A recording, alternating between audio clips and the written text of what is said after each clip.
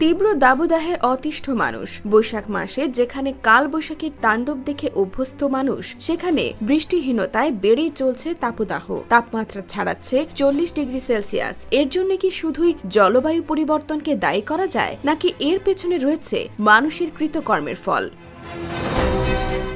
এই অনাবৃষ্টির বিষয়ে রাসূলুল্লাহ সাল্লাল্লাহু আলাইহি ওয়াসাল্লাম বলেন, যখন কোনো জাতির মধ্যে প্রকাশ্যে অশ্লীলতা ছড়িয়ে পড়ে, তখন সেখানে মহামারী আকারে প্লেগ রোগের প্রাদুর্ভাব হয়। তাছাড়া এমন সব ব্যাধির উদ্ভব হয় যা পূর্বেকার লোকদের মধ্যে কখনো দেখা যায়নি। যখন কোনো জাতি ওজন ও পরিমাপে কারচুপি করে, তখন তাদের উপর নেমে আসে দুর্ভিক্ষ, কঠিন বিপদ, মুসিবত। আর যাকাত আদায় না করলে তখন আসমান থেকে বৃষ্টি বর্ষণ বন্ধ করে দেয়া হয়।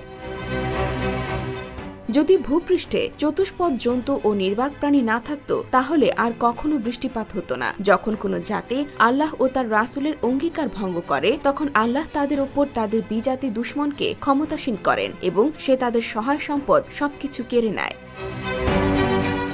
সঠিকভাবে যাকাত আদায় বিত্তবানদের অন্তর পরিশুদ্ধ করে এবং তাদের সম্পদকে পবিত্র করে। তাই এটিকে কোরআনের সাফল্যের অংশ হিসেবে উল্লেখ করা হয়েছে। আল্লাহ তাআলা সূরা মুমিনের 1 থেকে 5 আয়াতে বলেছেন, অবশ্যই মুমিনরা সফল, যারা নামাজে বিনম্র থাকে, অনর্থক কার্যক্রম থেকে বিরত থাকে, যারা যাকাত আদায় করে এবং নিজেদের লজ্জাস্থান সংযত রাখে।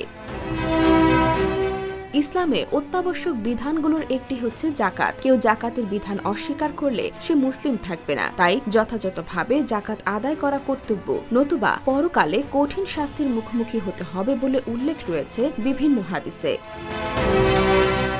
IBTV USA, new York.